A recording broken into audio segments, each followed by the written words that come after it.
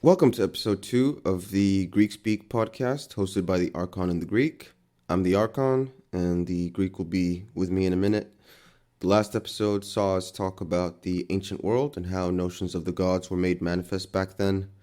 For today, we're going to dig into a more narrow subject that concerns some very well misunderstood concepts about the unseen realm, namely that of the soul and the spirit. So, yeah, without further ado, let's get things started. Godspeek has no political, religious, or commercial affiliations and is solely managed by myself, the Arkon. So, I hope you enjoy our upcoming talk, and thanks again for listening.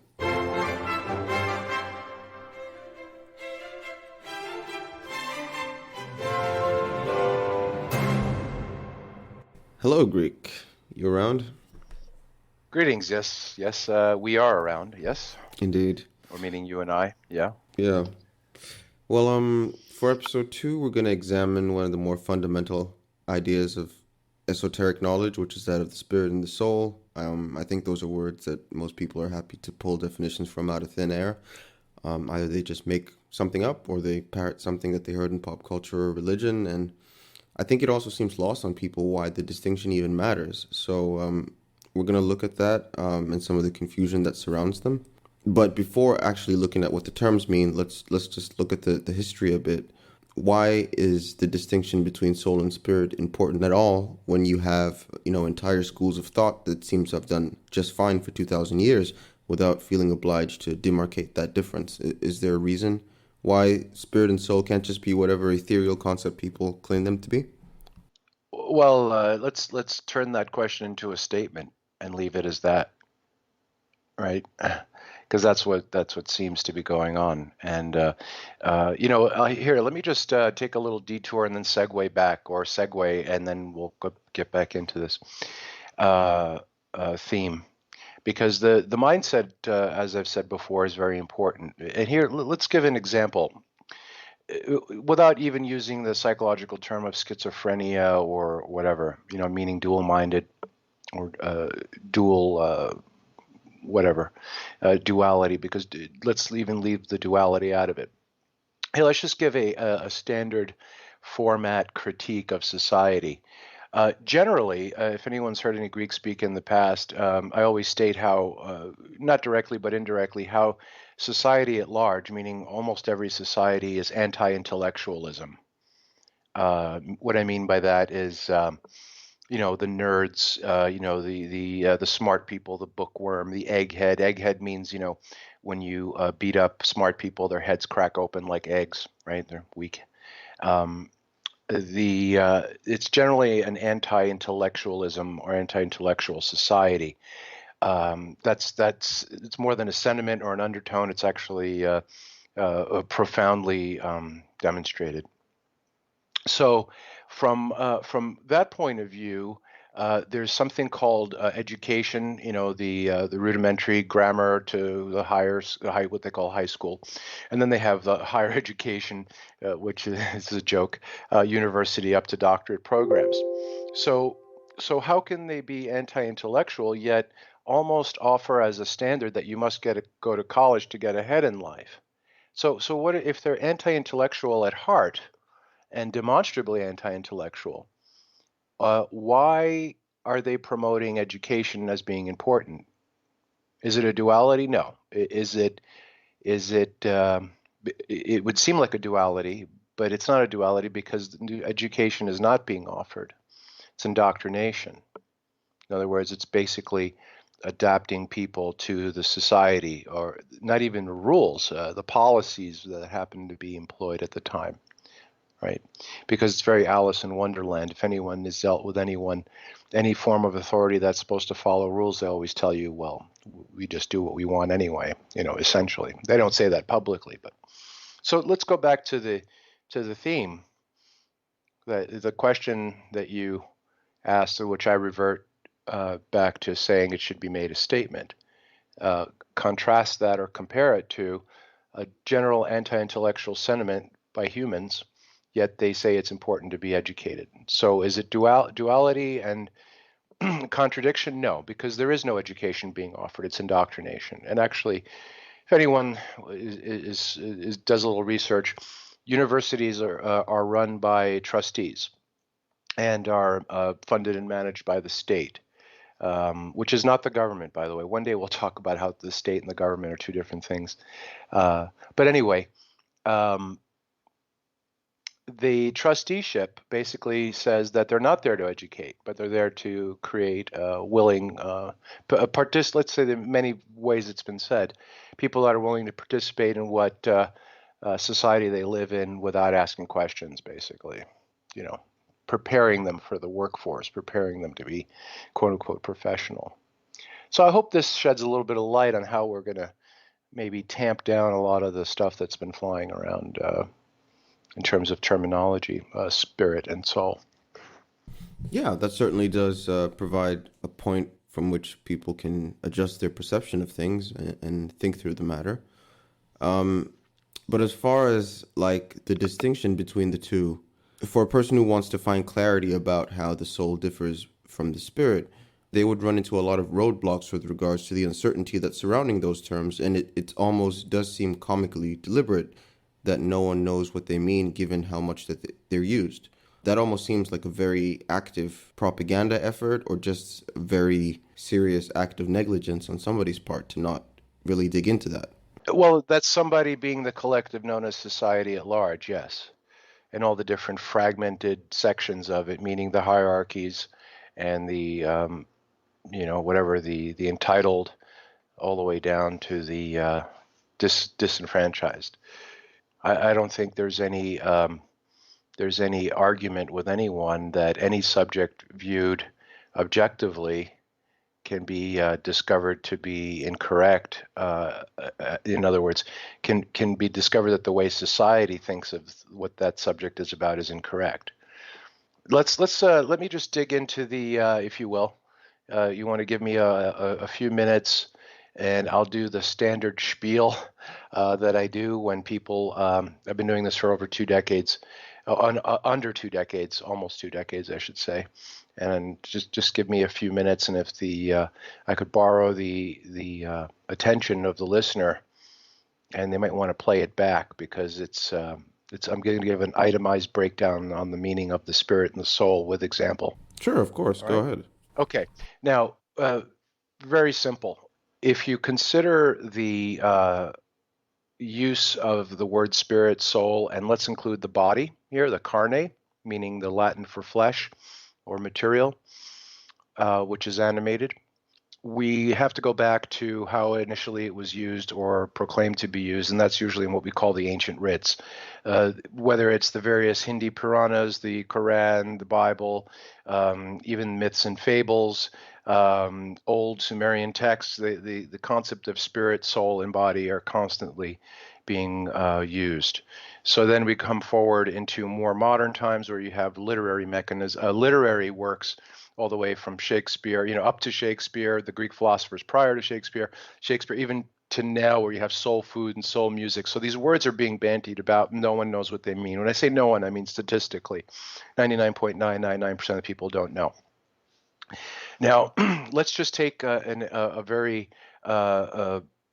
simple example that is actually the true way to look at it when you even look into other cultures. And what I mean is the Western culture has adopted the Greek and Latin basis for definition of words, especially in technical terms, medical and otherwise. In scientific, it's the Greek prefixes and the Greek suffixes. So we see there are 2 different words, the soul and the spirit. Very simple. Let's just define the soul and the spirit and the body very, very quickly, and then show how this is being used and how you are using it and what they really mean. The 3 aspects of it, we'll make the examples of the body very short because that's just the carne, the flesh, the animated material part that is animated by the soul and the spirit. So the word soul, when we refer to it from ancient texts and on, it's specifically used as a form of breath, something that is alive. And when we look at the Greek word pneuma, PNU prefix, We see it in technical uses as pneumatic, pneumonia, right? Um, you'll see things that move air, meaning physical air movement, metabolic. Um, use the word pneuma and the prefix pnu in the Greek, and or atmos, right? In Hindi, it's atmos, by the way, for soul. Um, so when you look at the soul, it is clearly and the animated part of the body. In other words, it's your metabolism. It's not only the breath. Like, for example, if we take the biblical convention in the early aspect with Adam, the soul, the breath of the gods was put into Adam, and then he became a living soul. So to be a living soul, or to have a soul, it's not just breathing. And I'm going to emphasize this because in other places in the through the discussion, we'll see that the spirit is also defined as the wind, and not to be confused. But the soul is not only the breath, but it's the metabolism of the body. Meaning, another example of the metabolism of the body would be all the involuntary functions in the body, which is like the heartbeat, the nervous system, the digestive system, circulatory systems, both lymphatic and blood and what have you. All of these things, you have functioning, which defines something as being living, whether it's an insect, a plant, a human, a dog, a cat. This is the soul. It's not simply the breath. But when we look at how it works, if you want to remove the soul from something, you suffocate it, right? Right, asphyxiation. You attack the breath part of it, and then the asphyxiation results in the cease of functioning of the other aspects of the metabolism or the soul, and then you the being is considered dead with no soul. Okay, so it's very, very simple. It's simply your breath. It starts with the breath, and it continues through the everything that we consider something to be alive, which is metabolism, whether it's a plant metabolism, insect metabolism, what have you. Now, let me give an example of it, because staying on this for a little bit without going to the definition of the spirit, I think, is helpful. So let's give a rudimentary example of someone jumping into a swimming pool. Their head hits the bottom of the pool. They don't come up, and the other bystanders pull the person out of the pool, and they're not breathing. Okay, so according to ancient writ, that person has no soul at this point because they're not breathing. And if they remain in that state of non-breathing, they will be declared dead eventually.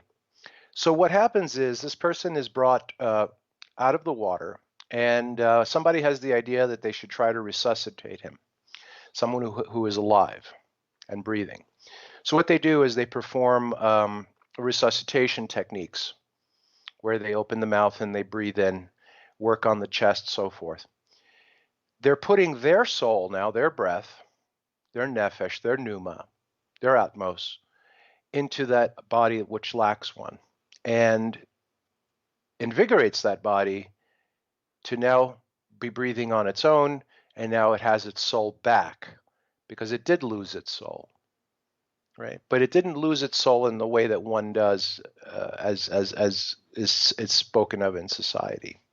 That's why what I'm going to go through here is so contrast to what people think. It takes a little bit more review on what I'm saying, and even more examples. So now we have someone that has no soul, that got a soul from someone else, and now that they are revived after this revival resuscitation technique. Now they are a living soul on their own, because they're functioning. They can stand up now, and they're like, thank you very much. You see. So all of our souls are interchangeable. Well, a simple way to look at our souls being interchangeable is, guess what? We're all breathing the same air.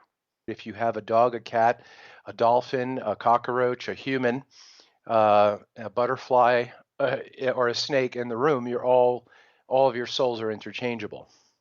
Right? You're breathing the same air in that room, and you have a metabolism that works. And if one of you stops breathing, another creature could try to resuscitate by putting their soul into that other being. This is a very empirical, rudimentary definition.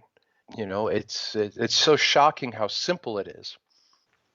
So I hope that I'm going to just pause there for a minute. If you have any comments so far, otherwise I'll continue to the spirit.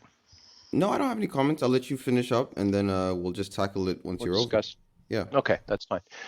Now the use is complex, the use of the soul, as you can imagine, because what does soul food have to do with that? Or that person's got soul. You ever heard, like in the Afrocentric artists, whether they're on the continent or Western Europe or in the Americas, they're considered soul music, soul dancers, soul food as a culture. You know what? Like somebody else doesn't have a soul if they're not into soul. You see, it just means they have a more it's the quality of there, right? When you say soul food or soul music, it's just a term. It really has no connection to this definition, but it just shows you how there's a desperate attempt to use the words and they could catch on and not have anything to do with the subject matter. Excuse me. So if you take on that definition and go back and read the ancient Puranas, the Bhagavad Gita, the Bible, any ancient text, especially if you're a student of any of these things, you'll start to see things more plainly. So let's continue to the spirit. And again, the body, I'm not going to get into much, but it requires the soul to be animated, because once it stops breathing and the soul dies, then the body goes into chemical decomposition, right? So the spirit, what's the spirit? In a lot of in Arabic, it's the ruch, or in Egyptian ruch, ruach in Hebrew. I forgot what it is in the Sanskrit, but you'll have that a different word for the spirit, and in the Greek, it's the psyche, or the psyche, the psy prefix, the mind, and I'll explain why. So you have psychiatry, psychopath, psychotic. All of these things have to do with the mind. It's very interesting because the spirit is a immaterial, completely immaterial. There is no function that the spirit has that is anything like the soul at all whatsoever. It does not have any physical traits. It is purely what you call the personality of someone, the character of someone, and it's also purely the way information is handled, transmitted, qualified, and could be quantified also. So let's just do a simple analogy of the spirit. It's what makes you you. So what makes someone's personality them? The way they speak, the way they are, their character, their personality, the identifying element in a being. Even if you're raising cats or dogs, you'll notice they're like people in a way. They all have very different personalities because they have very different spirits, but they all share the same soul. Not the same soul in each body, but they're interchangeable, where the spirits are not. And we'll get into that later on. So you'll see the psyche, the psy, being used over and over. It has to do with the mind. It's funny when you talk to a psychologist, say, "Oh, so you're a spiritualist," and they don't know what you're saying. They don't even know the definition of their own profession. And I'm not saying that there may not be one that is, but I think of over almost 100 psychologists or psychiatrists that I've approached with that statement have looked at me like they don't know what I'm talking about. And by the way, when you hear the term doctor, they're not really doctors. In reality, they're just technicians, because a doctor is a teacher and an expert in their field. I just wanted to throw that little dig in there. So let's just move on forward with some examples of the spirit. Let's say you have a CD or a vinyl record or a tape, cassette tape, or reel-to-reel tape of a song of music, and you give it to a material analyst, whether it's the CD, the vinyl disc, magnetic tape, what have you. He's going to come back with a report, a couple of pages long, on how the size and shape and chemical constituents and geometric constituents of the tape, the CD, or the vinyl record. He cannot tell you what is being encoded there. Let's say it's, I don't know, Bach, the composer. And you say, well, look, you give me all this information, but can't you see that this is just, some classical music? And he says, no, I can't see it with all my research. So you take out, if it's a CD, put in a CD player or a computer. If it's a record album, you play it on a phonograph, record turntable. And if it's a magnetic tape, you run it through that appropriate machine, and all of a sudden it starts to play music, because now you have the spirit of the material information coming through what it was designed to be played through. So the spirit is completely intangible. So when you're holding, let's say, even one of these, well, now it's all MP3 players on the phones and computers, that is completely intangible unless you have an analog interface with it and you start playing the music. If you look at a music file in a computer, it's just bits and bytes. You can't tell it's music, well, unless it's, of course, identified as such in the labeling somehow, or you're familiar with the code, until it's played. And each song or track that you have from various artists or whatever sound different and convey different information. That's how the spirit is. The spirit is purely the mind. And by the way, the type of spirit that the humans and most creatures on the earth have is, in order for it to be animated or plugged in or working, you must have a living body and a living soul, something that is animated. So that is a simple definition. And by the way, if the spirit is removed from the physical body with a functioning soul, does the person die? And this might be a little advanced, but I can say no very confidently. You can have someone that has a soul and a living body and not have a spirit. It is possible. I think there's still something there. An example of the spirit going into disanimation is sleep. Sleeping without dreaming. You go to sleep, whether you're sleeping for 4 hours, 6 hours, or 8 hours, you wake up, there is no concept of the magnitude of time because the spirit is completely disanimated. But the soul is still functioning. If the soul is disanimated, then the body asphyxiates and starts going into chemical decomposition or rots and can easily be declared dead. So again, I haven't gone into the body much, but the soul, again, is your breath and metabolism, which is all the other functions that are used to define something that is fit and alive. And the spirit is the mental capability or mental functioning, which is the personality and the character of that being. And it's actually more unique because the spirit is discrete to that being, where the soul is not. So to give a degree of interchangeability is you can have organ transfer in a human, from human to human, and even when one of the humans, their soul dies and the body dies, before it goes into chemical decomposition, that part of the body can be animated in another living soul, where the spirit, as far as we know, cannot. Of course, again, this might be a little advanced for this part of the talk, but when you hear of demonic or possession, when someone is possessed, that would be another spirit in someone else's body, and their spirit is put into disanimation. But that we can get into that later. So those are the three definitions, or the definitions of the soul and the spirit and the body. And I hope this encourages people to look into it a little deeper and see what kind of confusion has been laid out and ambiguity, and it is deliberate, by the way. It was deliberate a long time ago, and we can talk about why it's deliberate and how obviously deliberate to prevent the meaning of those things to be known.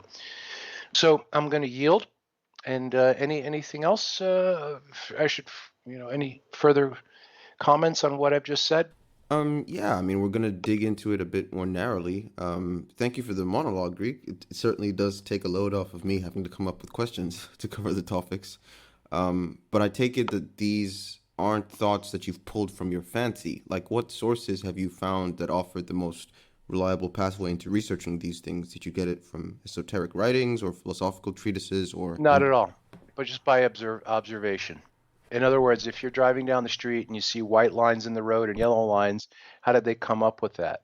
I don't need to go and speak to the people. How did they make a white line in the road and a yellow line in the road? I know enough about paint that if you need yellow paint, you just add a tint to the white and it becomes yellow. You see, it's a very simple way to approach anything.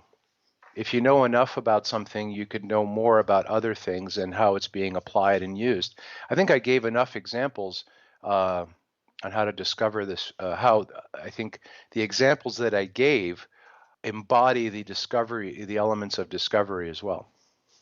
But out of all the ancient material, what traditions would you say have best preserved those definitions or depictions of spirit and soul All on their own. all of them. There's no definition why the sky is blue, and they tell people in graduate classes still that the sky is blue because of the reflection of the water from the oceans. I mean, so ridiculous, right? So that's color theory. We can explain that. And how did you come up with that? Well, it's color theory. If you understand how things are defined and how they should be defined based on their usage, especially when it's common cross-culturally and cross-time, right? And by the way, it's being misused in a frantic way and interchanged. Even if you look up the definition of spirit and soul, they interchange them. And it's a deliberate mix-up. It's a deliberate ambiguity. But I mean, I guess the way that someone might discredit that is to say, well, then this guy's just going off of anecdotal evidence and what he says is his own observation, which is somewhat subjective, and maybe it is intuitive what he's saying, but like, really? You didn't go to any Well, if they sources? discredited it, a simple way to discredit it is to discredit it at your own demise. And I mean, at your own willful ignorance. If you discredit it, you're welcome to discredit it. I invite people to consider these things, these examples, and what I just mentioned. I don't think well, 1% of the people that hear this will consider it, and 1% of those people will actually see it, and that goes with pretty much any subject matter. So this is not to get credit or anything, or to argue about it. If you feel that the way it's been defined and you define it is fine, then do it at your own peril. Meaning, you won't be able to see anything else. I mean, in any other work, that common words that have been mixed up. Look, a simple way to look at it is the definition of the word nice and how it's being used and what it really means. What's your source on that? Well, where do we go find the source of that? Well, etymology, even a regular dictionary, which is not meant to give deep meaning, it's just meant to give diction, right? How to pronounce the word. Still says stupid and foolish, many of them, but it's turned around to be used as pleasant. So those are the three components that make up any living being. Even if you have plants and grow a garden, you'll notice one tomato plant has a different character than the one next to it. Yeah, and I'm talking about a tomato garden that you've seeded and grown at the same time. Right? There's a very fine spirit in that as well. The spirit is the essence, meaning the personality, character, information. It's pure information, animated through the body and the soul. And the source on that is a good rational thought, a good rational investigation. That's the source. The source is too many sources. All the sources state that. When you start to get into what's called academia or scholastic study and all that, that's where you're going to find the ambiguity, because it's a very heavily protected area. And I've said this is probably the fourth or fifth time I've said that. The reason why it's important, the definition of those three things that make up most living things, if not all living things, are ambiguous. Because if you get a grasp on one or two, maybe you're okay. But if you get a grasp on all three, you're not going to put up with a lot of quote unquote BS, because you're going to be able to define your being. It's very important not to be able to define yourself. If you're going to, in other words, it's very important that the population at large cannot define itself if it is to be controlled. Right? Go ask anyone to define anything. Anyone, doesn't matter what level of education, they have difficulty with it, and they always go. Opinion is promoted, but truth and definition is frowned upon, just like the anti-intellectual sentiment. Well, then I think we'll dig into specifically what these two things are at a bit of a deeper level, and I will say, as sort of my own exhortation to sort of mirror what you've just gone through, that when you dig into these things, yeah, the choice of the words kind of becomes a little less important than the concept behind them, because like soul in English, from what I'm finding, it doesn't linguistically trace back to what the academics say that soul is in Greek or Hebrew. And I don't think that there's any way to find consistency in the linguistical lineages of those words, because they switch from language to language sometimes. So the concept that the Greek has laid out is certainly more helpful than to get bogged down in the dogma of the etymology. When they speak about soul in the English and spirit, they're usually giving a qualitative theme. They never give a quantitative theme or a delineating theme. That's part of the ambiguity. Yes, I have noticed that also. Like So, he is a bad soul or he is a good soul, but they can't define soul. So I just tell them shut up and sit in the corner for about 5 minutes and rewind what the Greek just said and listen to it about 100 times. yes, well, hopefully, if you're even just a little sharp, you won't need 100 times. Maybe once or twice will be fine. Yeah, actually, after the third time, if you don't get it, you should move on to something else like Walt Disney or whatever. So, let's start with the spirit then. As a sort of deep dive, the word that gets rendered as that in the Semitic languages is ruach, and then once you get into the Greek and the Latin, it kind of goes off in different directions. Latin, I found, has two very similar words for spirit and soul, which is anima, which I found to be the life breath, and animus, meaning the mind. And I think that that created some confusion even for the Romans, because Cicero writes in one of his books, some would say the soul or the spirit is the anima. So I think that the reversal of meanings may have occurred in the Latin translations of Greek writings, where mind and life breath get switched around. So now the academics will tell you that pneuma means spirit and psyche in Greek means soul. How are you able to detect that something wasn't right in the definitions? Did someone bring that to your attention, or is it just, again, observation? Never. It never brought to my attention. If someone did, I wouldn't be speaking, and I would say go listen to that person. The only reason I do sonic events, I call them sonic events, is because I'm ashamed to be human at this point, and because no one else is saying these things, I better say it so no one will point a finger at me later, say, hey, you knew this and you didn't say anything. I have no responsibility to be in this position. It's basically for save my own skin if need be. It goes into the meme that I used to pose and say, if you do good for selfish reasons, well, it's still good, isn't it?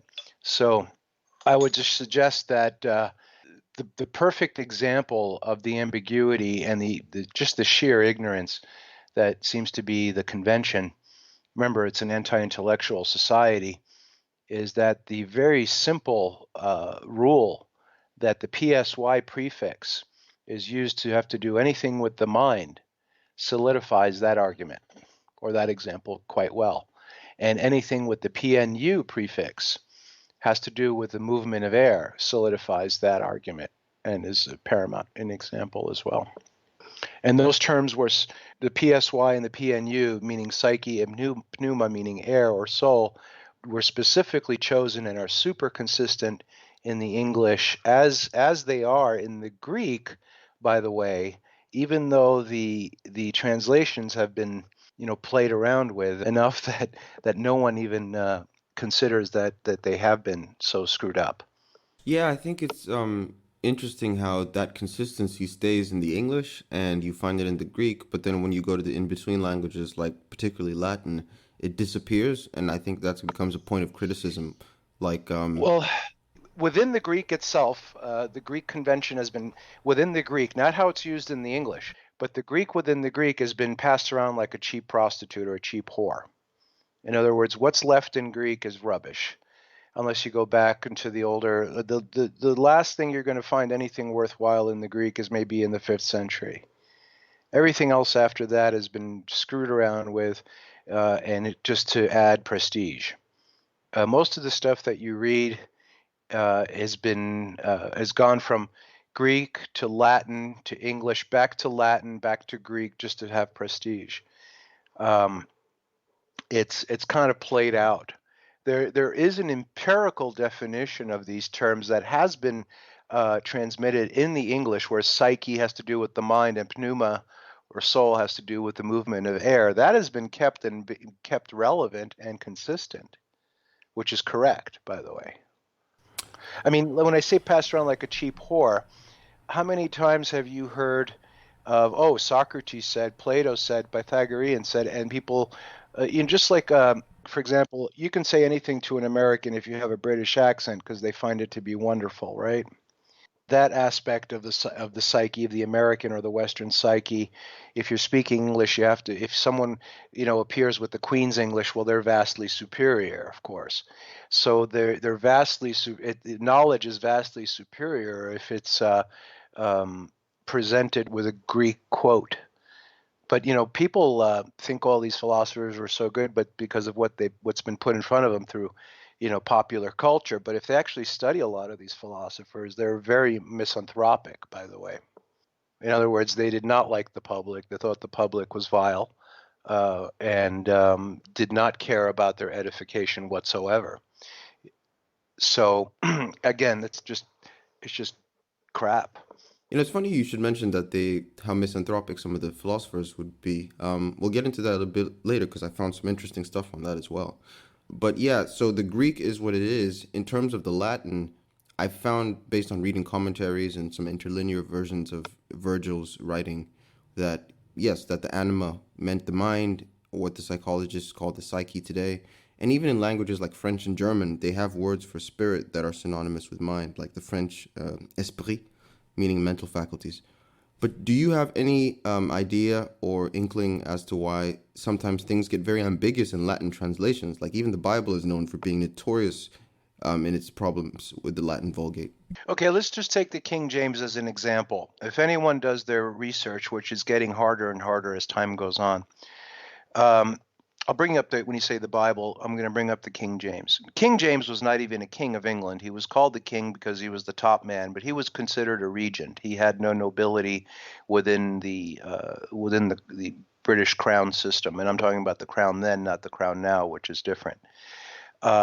He was Scottish, I believe, and he came in to fill in because there was a blank spot. He wanted to perform some kind of act that would drive a wedge between the monarchy and the common people. And that wedge was very simple. Instead of deifying the nobility and the royalty in England or the British Empire, let's make a cheap, a readily available version of the Bible. Notice not a translation, but a version that will be spread around and create not just have one Godhead, which would be the king or the queen, but we'll have another Godhead known as just God, right? God. We'll have God, Satan, a couple of demons, a couple of angels, and Jesus, and that's what we're going to throw a wedge, because the people had no access to this. It was in Latin. It was forbidden to study, right, prior to King James. So he did that as a project, and it was not just him, it was named after him, to drive a wedge into society that would never recover. Because when you have a common plebeian, common oaf, common quote-unquote citizen or subject that has no knowledge of the spiritual world other than some vague ancient superstition, they will always view their nobility and the royalty as their God. They may not say that's my God, but they sure give all of their, in spiritual intent in that direction. So giving them a version, a really poor version, by the way, mixed up version with a lot of satanic quote unquote symbolism in it, to the people will drive a wedge that it will never recover from. And also drive a wedge into the emperor and to the Vatican as well, which, are malevolent institutions, like it or not, or know it or not.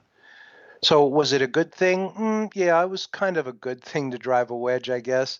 But is the King James Bible a good thing? No, it's not. It's a political tool.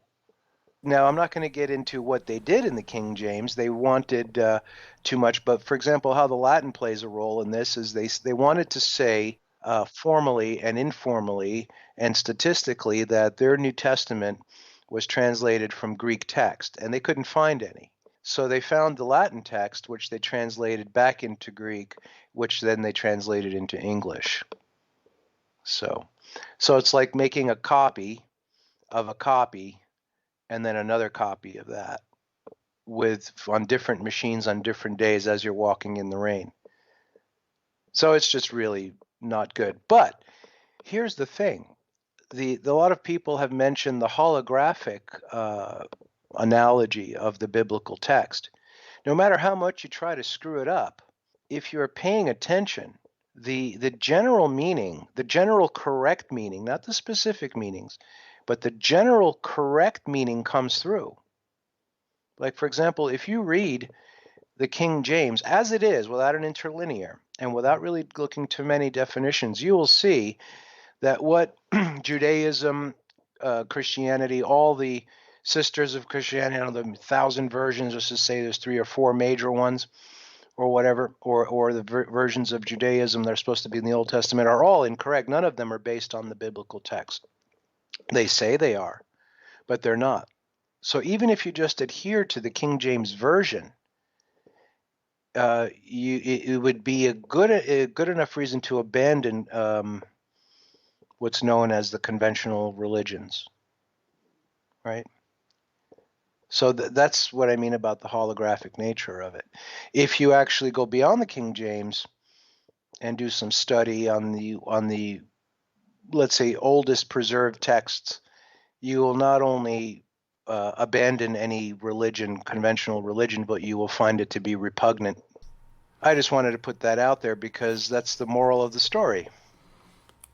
Well, I mean, yeah, I feel like we got wrapped up in the Bible tangent. I didn't mean to overemphasize that. But in this case, I did want to also look at the way that, specifically before the King James, you had the Latin Vulgate just being such a wealth of disinformation that I think fed back into the King James also.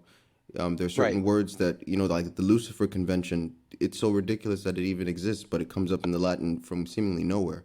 And I think that plays into this idea of spirit and soul being interchanged, that something must have happened where people just weren't paying attention with that language. Right. Just because something has endured thousands of years doesn't mean it's true or correct. Right. Because ultimately the gist of having these talks is to make people aware that formative beings known as the gods, the angelic realm, the realm of the gods, they're not born and they don't live and they don't die like humans do. 1,000 years to them is like a day to us, or to most of them. So if you screw up for a day, that's things being screwed up for 1,000 years. If you screw up for 2 days, that's 2,000 years. If you screw up for 3 days, it's 3,000 years, and so on and so forth. So things can stay screwed up for 100,000 years. That wouldn't be a big deal, right? So don't fall for that, right?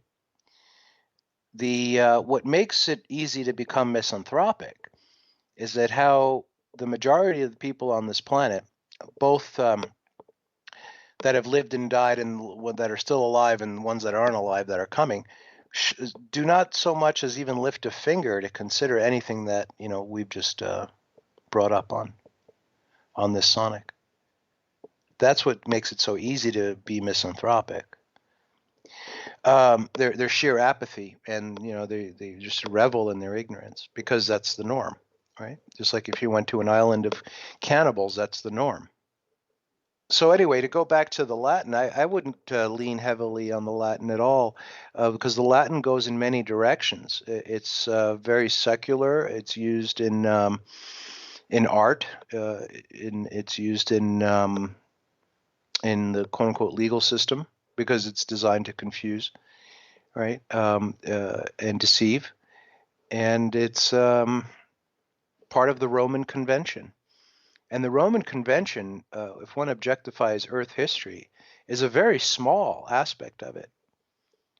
The Near East and Far East and non-Latin European is far more influential on human society than the Roman Convention. It just seems to be the most propagated one at the moment, and for the past couple of 100 years, let's say, or more, let's say 500 years. Again, which if you learn to think in 1,000-year swaths of time, you'll see things more clearly also. Well, let's wrap up the subject of the spirit just by looking a little bit at what the Semitic literature says about it as far as Ruach. So on one hand, you've talked about Ruach, or the spirit, being related to the mind or the person themselves, but you can't really avoid the parallelisms in languages like Latin, Hebrew, Greek, and even the Proto-Indo-European, where the spirit, and you did mention this, all have this sort of air-related inflection, right? So it's not just a cognitive thing. And if we look even in the biblical text, Genesis 7, everyone who had the breath of the spirit of life in his nostrils, they all died in the flood, right? So not just the spirit of life, but the breath of the spirit of life. I know in the New Testament, the Christ talks about the wind a bit, and as far as the power of the Most High God being something similar to that. Can you expand a little bit on what the relationship is between the ruach and the wind? I've never really been able to put that together. Well, the wind, it's very simple. There's something in the New Testament where Nicodemus approaches the Christ, and there's something about being born again, not of woman or flesh, but of the Spirit, which is like the wind. It's like the wind. Many times people get confused, where it says, his hair was as white as wool. It wasn't like wool. It was just as white as wool, right? So it could have been straight hair. We don't know. It's just the color. So the comparison of the wind is in ancient times was that you don't see the wind, you just see its effect. It's kind of like the radio waves in the ether, which are penetrating. They're penetrating waves, right? Whether you're either side of the wall, your cell phone will receive, or television or radio, right? They're penetrating waves, right? You don't see them or feel them, but when you have the proper device, it will animate that, and you'll get the information that is penetrating along with that wave, right? The spirit is very much the same way. It's a thought form. It's information. And for example, you have a creator who created all things. So the spirit that went behind into making the mountain or the ocean is a different spirit that went into making man or the fox or the wolf or the elephant, meaning a different mindset. Imagine someone who has 10 different hobbies with 10 non-related unrelated things. There is a different mindset with each one. You can have a hobby of playing tennis, miniature trains, aquarium, fish, growing fish, and those three things are completely unrelated. But you're the same spirit with a different spirit when you're applying a different part of your spirit with the spirit of the miniature train, the aquarium, or the spirit of playing tennis. You see the word being used in that intangible, ethereal way. I'm saying ethereal because it's intangible. We don't know what it is, but we see its effect. So you see things the spirit of, right? You could add anything to it. You'll see it used in English language constantly. In the spirit of such and such, right? It's a mindset. When you say that, it relates to a particular character, a particular personality, a particular way. It's just like you can walk into a record store. If you took all the sleeves and all the labels off the vinyl and stacked up all the vinyl records from floor to ceiling and the whole back wall, they're indiscernible from each other until you play them. You need a labeling on them, right? And an album cover to see what's inside. But even if you remove the labeling, that doesn't change the spirit. It doesn't change what's been recorded on them. Yes, I follow you there. I've also noticed, just to wrap up on this spirit topic, that the ruach also gets used to talk about people in emotional terms sometimes, like Numbers 5, like if a spirit of jealousy passes over him so that he's jealous of his wife, blah, blah, blah. Now it seems to be referring to a ruach that is almost like external, that comes in and inflicts an emotional or psychological condition. Like, what's that about? Well, a spirit would be a spirit. Like, for example, the Most High God is a spirit. The angels are a spirit. But, if you said an angel came by and gave him that kind of feeling or emotion, you'd say it was an angel, right? But an angel is a spirit, but we don't consider him as such because he's not a multi-purpose. He's a spirit like a postman. He just delivers messages, right? And does things also. Like a postman, can turn off the water hose if you forgot it running, but his main job is to be a postman. So that spirit of jealousy is, instead of an angel, which is to be a messenger to humans, this spirit of jealousy is just the spirit of jealousy. That's his job. Like, someone who's a painter, house painter. That's your job. I'm a house painter, or a hair cutter, or a chef, a cook. That's the spirit. You see, that's their single job. And just harken back to all those ancient primitive native people, right? They paid tribute, ritualistic tribute to the spirit of the river, the spirit of the bear, the spirit of the sky, the spirit of fire, the spirit, right? Everything in material world, let's say the earth, has a spiritual counterpart to it. Okay, so like an active element that's associated with that thing that's sentient. Right, right. But it's non-material, which is very difficult to for people to contemplate. Let's go back to the beginning of what I said, that you live in an anti-intellectual society. I would wager with anyone listening or will listen to this that if you start approaching anyone that you know, family, friends, coworkers, whatever, on this planet about looking into these things, 99% of the people you approach will reject it, and their criticism of you wanting to pursue these things is you're going too deep. That stuff will make you crazy. Oh, no one cares about that. Those are the typical, things that you're going to get being in this society, right? So again, when you're listening to this, if you're going to contemplate these things, you're going to be part of a very elite group, um, uh, but not here. In other words, the more you study and the more you learn in a simple, rational way. There's a guy on YouTube called Ken Wheeler. He talks about magnetism, brilliant on the magnetic stuff and whatever. He's very Buddhist, by the way. Um, he says nature is very simplistic. Nature is not this, a crack whore with a calculator. She's got hairy legs and hairy armpits, and she's got dirt under her fingernails, and she's very simple, Mother Nature, right? Kind of thing. And he's absolutely correct about that. So there's a spirit behind that as well. There's a spirit of simplicity. There's a spirit of wisdom. I don't want to even say the word Sophia because the Gnostics have overused it. Talk about a group of, people that tried too hard, right? The Gnostics. But anyway, they have no knowledge. That's the interesting thing of it.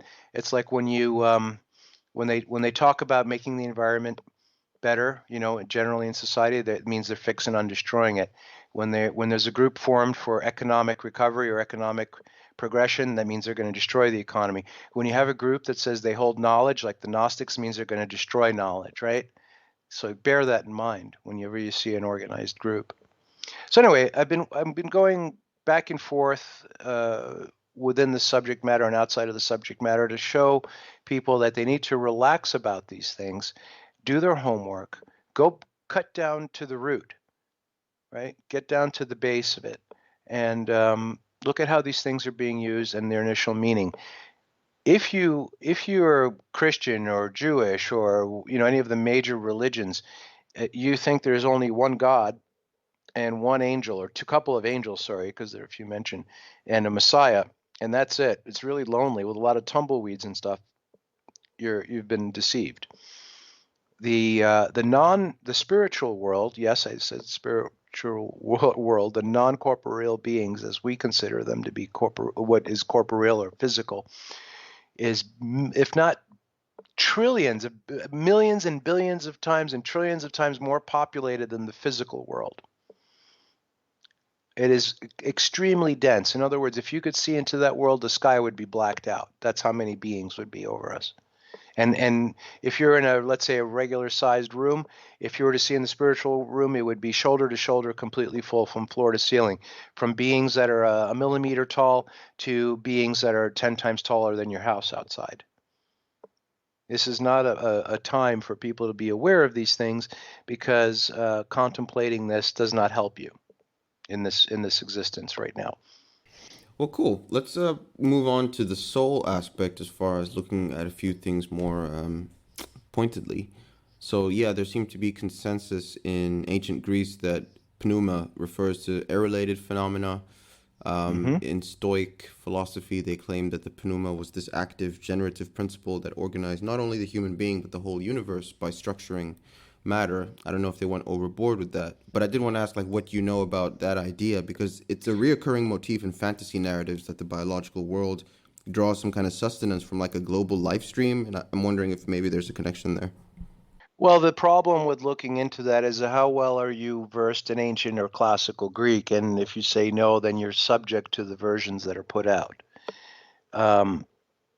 There's enough empire in the world that its intent was to control people by keeping them miserable. That also is part of the academic world.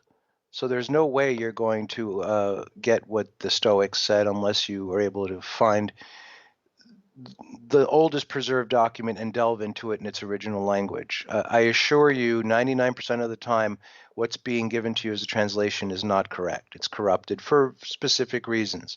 It's like, for example, reading the laws of your country and then watching your local, watching the news, BBC or CNN, to tell you what the law says. Completely different, right? Or what a lawyer will tell you the law says. They're going to take out the parts that they want, right, and leave out the rest.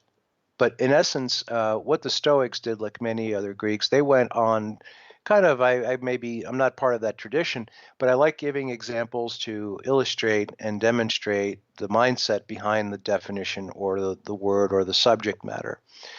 Very often in ancient times, you would read some of the philosophers. I can't give a specific example, but it seems to be a generality.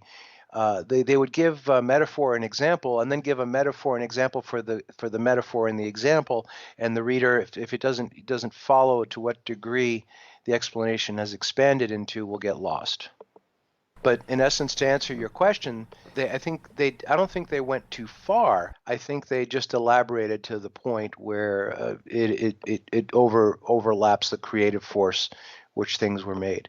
But the subtleness of defining it as air-related activity and the spirit being like the wind are completely two different things, and its analogy, whether it's by design or not, to throw off what these things mean, still exists, by the way, because the spirit being compared to its action being like the action of the wind will very easily confuse a simpleton when he looks over at the soul being with air-related phenomenon. And when I say simpleton, I mean that in its fundamental sense, not as a pejorative. Okay, just a simple person, simple layman. Yes, right. And that's where, see, if you can confuse the simple layman, then you've succeeded, because 99% of the people have been brought up in a society where they just need to work, and if they don't work one specific narrow aspect of the society to get food and shelter, they're going to die. You see, that's a simpleton, right? That's the modality that most people have. And also the simpleton is very trusting and naive. So if a simpleton wants to know, let's say, about the stars, he'll go to an astrophysicist, and of course they're an astrophysicist. Of course they know, right? And if you study what they're saying, that's all bunk.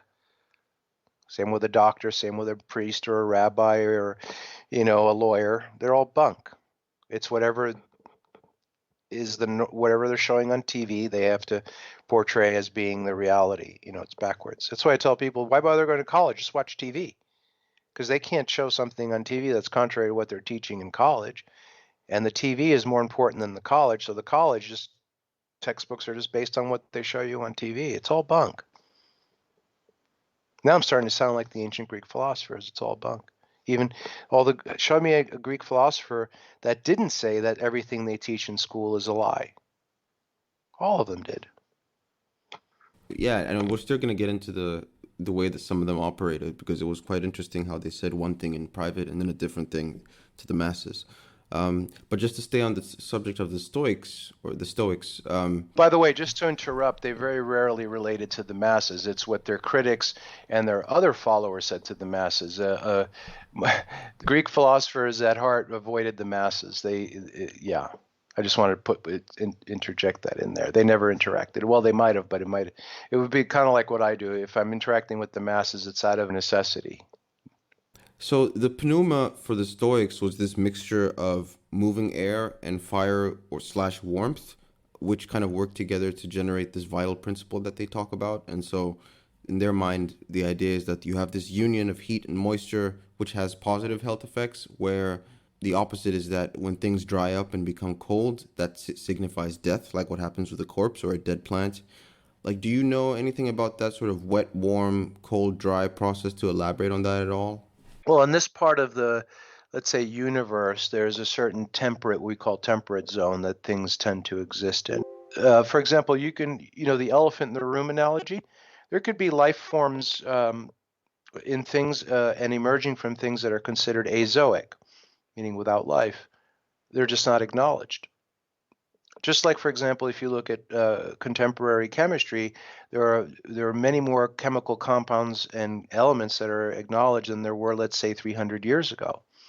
So is it proper to deny their existence 300 years ago? No, but it seemed to, right? I think that discussion is a little bit more elaborate. And if we get into what we call like the ether study or ether technology or the very super ultra fine aspects of existence, we could bring up the warmth and cold combinations because I have much to say about that as well. But if you have a deep understanding or even not a deep understanding of water and how it's an anomalous liquid, right? You will see that it's hand in hand with what you just asked. All right, cool. And so again, like we did with spirit, I think the last thing to just touch on here is the Semitic aspect. When we turn to that usage, the word nefesh comes to encompass the soul. But again, when you look in the biblical text, it seems to get a bit broad at some points. Like in some statements, it seems to refer to the entire living person. Like Genesis 12, Abraham took his wife Sarah and every nefesh or soul that they had acquired and went into the land of Canaan. At other points, it seems to refer to corpses that have no pneuma in them. Number 6, in all the days of his dedication to Yahweh, he shall not come near a dead soul. So unlike the Greeks, who just really seem to focus on the respiration aspect, the nefesh seems to encompass living things, dead things, but that doesn't create a quandary for the definition, though, does it? Oh, absolutely not. If you had something that was functioning a certain way, like a car junkyard, or the cars are dead cars, you can't deny that those dead cars were cars. You know, they have fuel pumps and they were once running around being driven around the roads, right? You know, it's the same thing.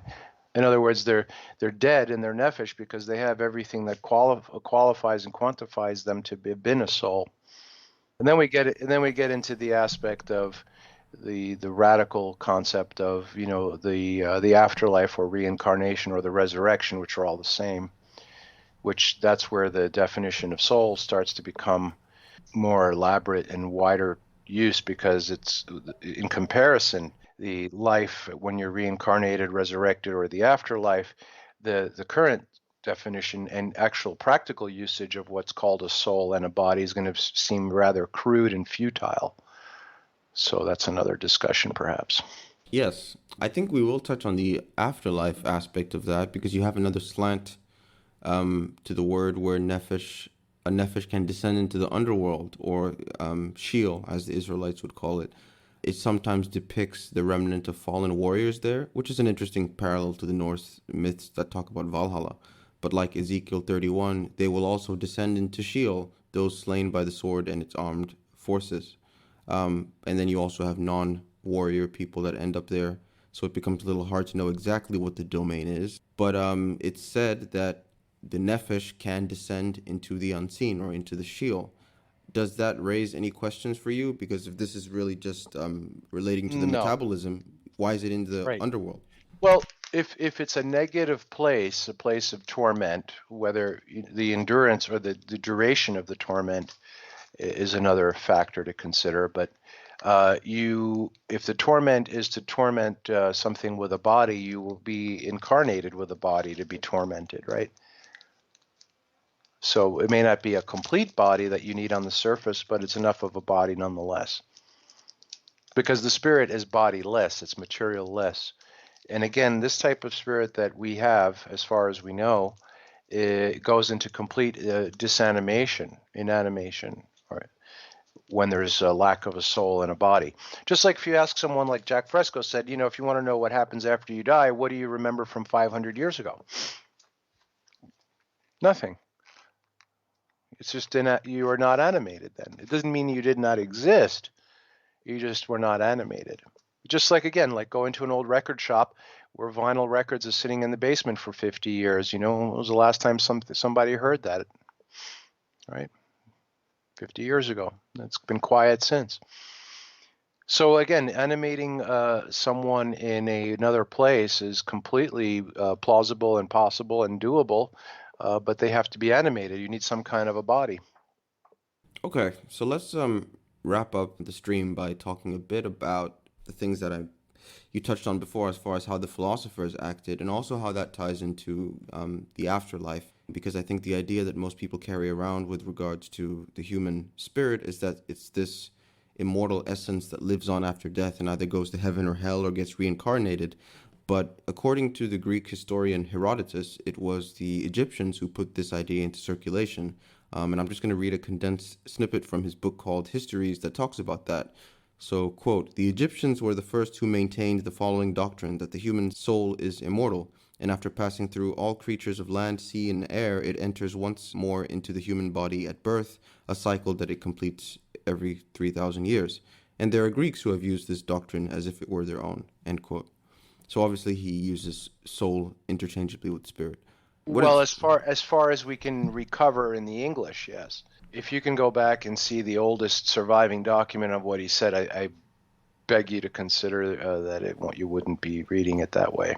Yes, you're right. I should have actually made that note. So in Greek, it would have probably been psyche, and that would have been correct.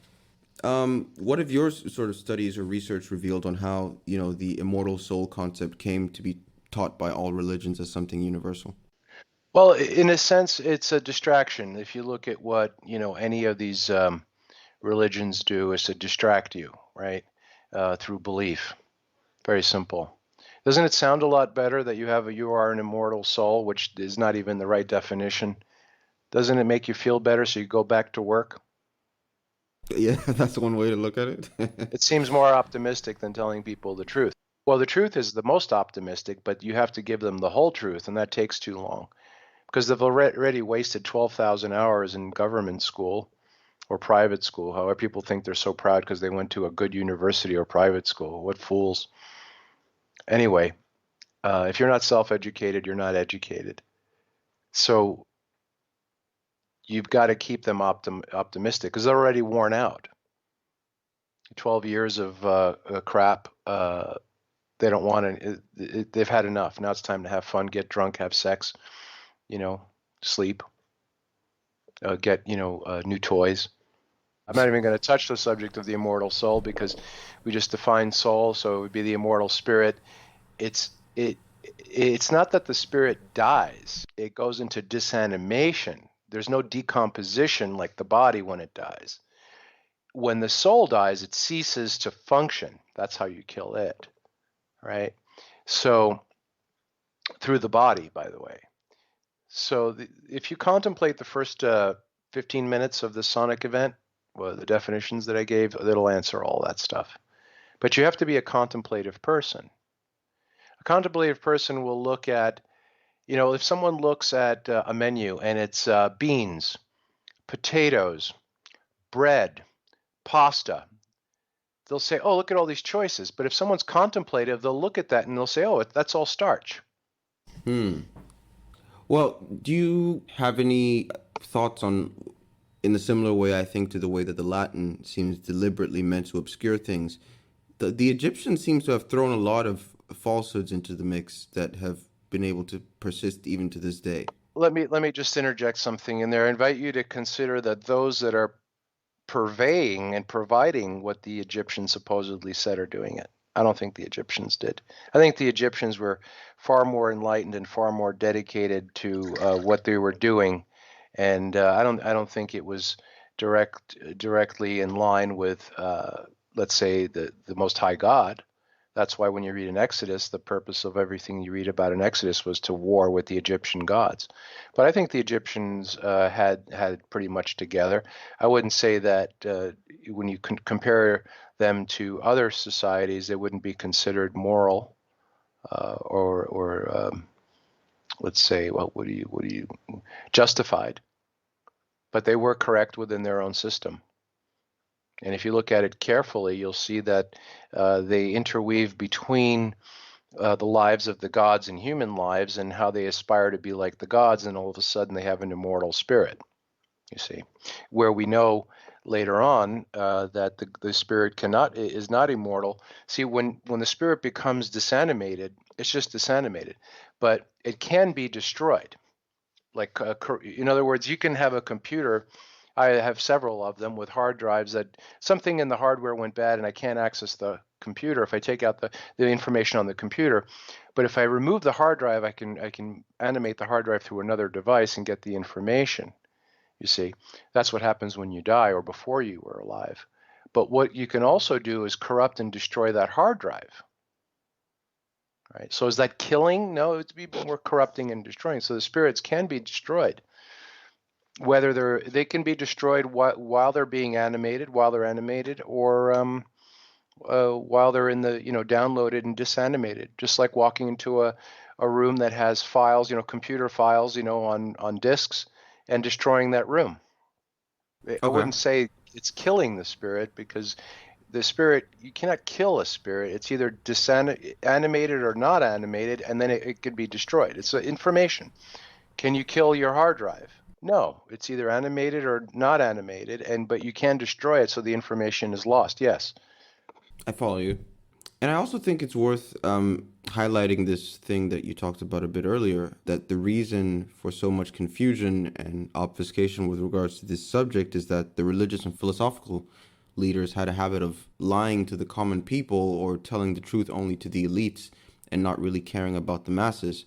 And I just wanted to quote a text from the Greek historian Polybius, which I thought was interesting in his book, The Histories, which is, quote, "It is the very thing which among other people is an object of reproach, that is, superstition, which maintains the cohesion of the Roman state. They have adopted this course for the sake of the common people. It is a course which perhaps would have not been necessary had it been possible to form a state composed of wise men, but as every multitude is full of lawless desires and violent anger, the multitude must be held in by invisible terrors and pageantry.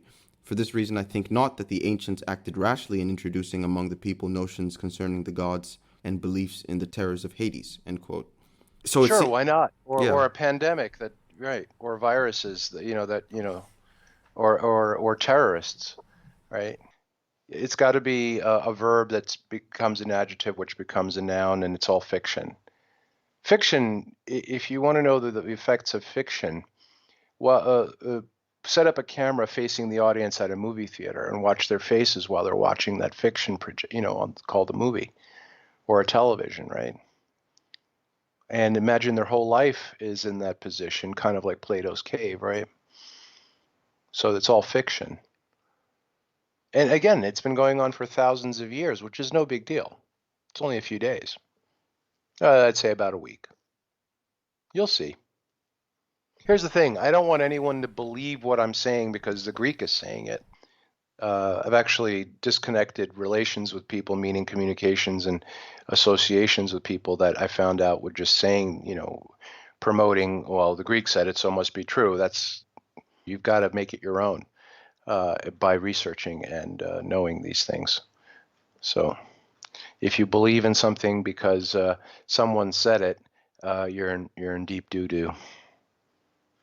The reason why I say these things again is so people that are wise will file it away for a more pertinent time.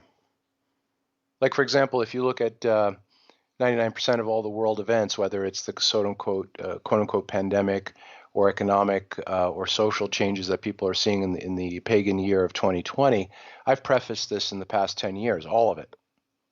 Not specifics like it's going to be done this way, but all of the outcomes, including there will be no more of these conventional holidays, right? The economic system, all this other stuff. Just to interject this kind of current events, they're calling it about the new normal, for example. What you were living before was the new normal, because if you study real world history, quote unquote normalcy ended 150 years ago, and they've been putting on quite the show for the past 150 years. And now it's just like, why do we need, these people are so apathetic. And none of them really even spend a minute in their lives to research anything. They want someone to tell them what it means. It's time that we just pull the plug on this BS show and start reorganizing this, right? This is what's happening this year. And I've gone over this, and what the outcome is going to be is a focus on the Middle East and as the world hub of attention, which still hasn't come into fruition, but it will by what you call 2025. So The fakery that's been portrayed and emphasized for the past 150 years is run out of quote unquote credit, and it's run out of impetus. There's no reason for it anymore. There actually wasn't any reason for it ever, but that's just the way the higher forces allowed it to be, so it is. So I just want to remind people that if anyone here has ever been listening to Greek speak for more than, let's say, a few years, you know exactly what's going on and where it's going to lead to, meaning human society. And it has nothing to do with how much you can endure, but it's just how much, when things are meant to happen.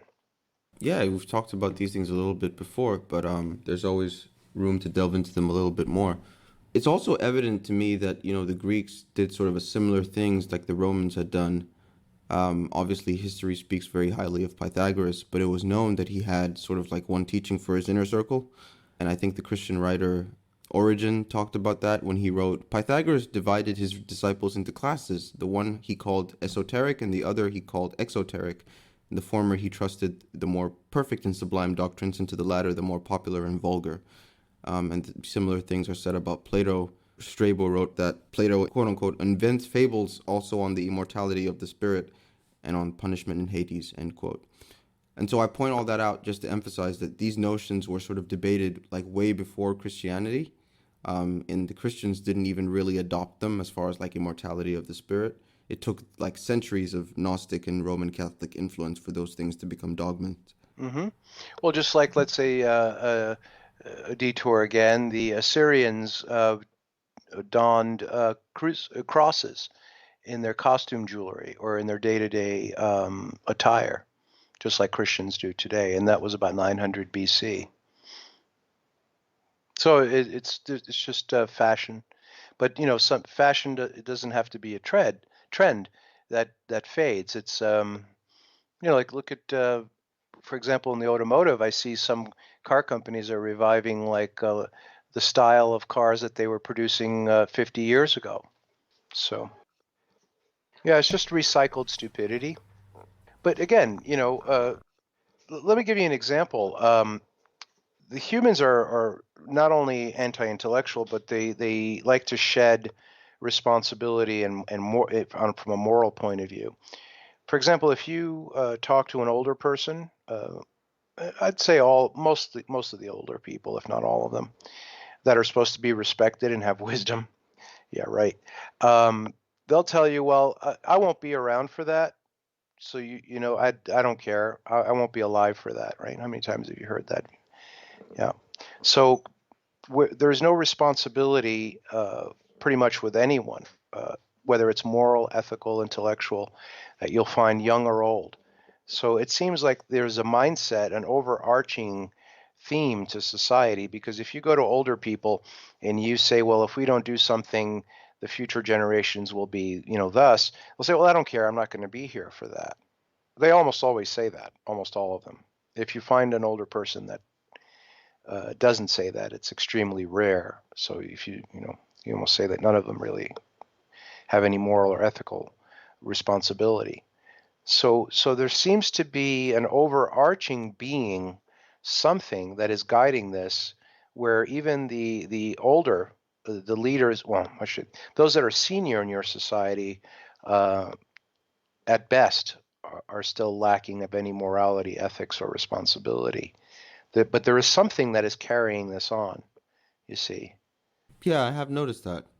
It's hard to really, it's like some kind of group think or some kind of like mass think that's really hard to put your finger on. Right. In other words, the seniority in your society is still infantile compared to a being that considers the way society operates for thousands of years as part of its life. In other words, you have a being on the earth, a spirit or a mindset that is supposed to be a certain way for a long time, where most people don't notice, and it evades them even though they're partaking and supporting it. In other words, when you run into an older person and you tell them about possible future outcomes and they retort by saying, well, I don't care because I won't be here then, well, what good are they? They're supposed to be the bastions of wisdom and experience and guidance for society, and they're pretty worthless, right?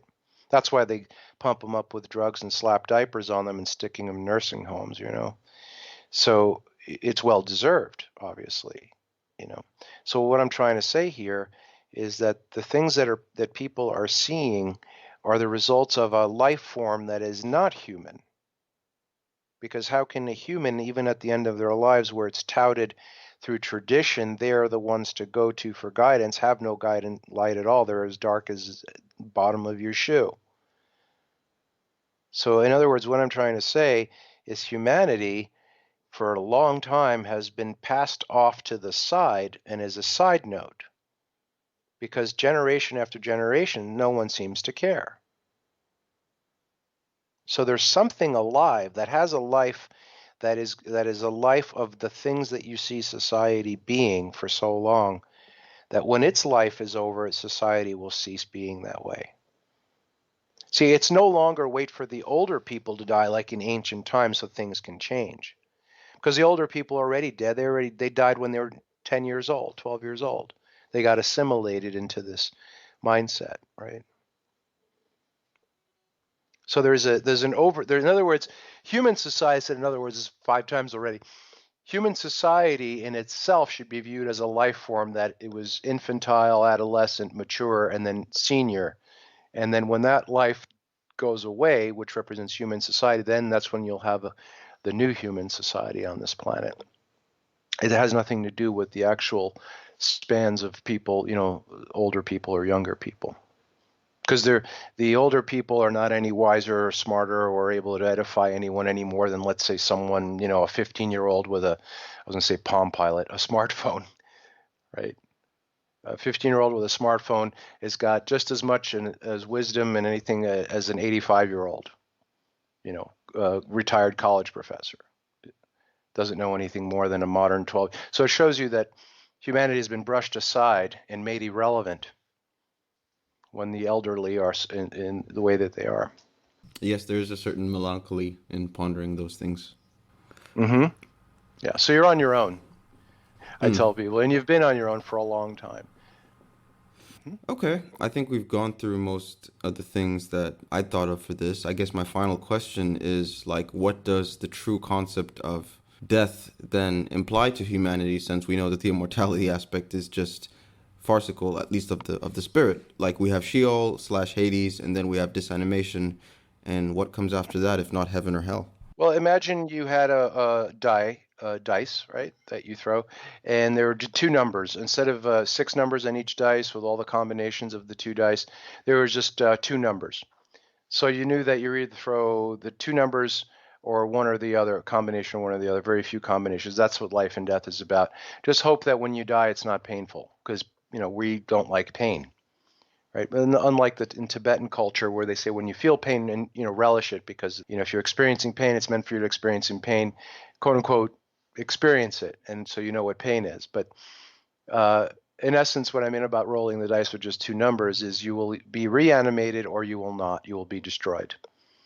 As far as we can see in the biblical convention, the Hindu convention, in the Islamic, actually all the religious texts, what's called loosely religious texts, everyone is reanimated except for a very, very small few of both worlds, meaning the human world and the non-human world, the gods or demons. Some will be destroyed.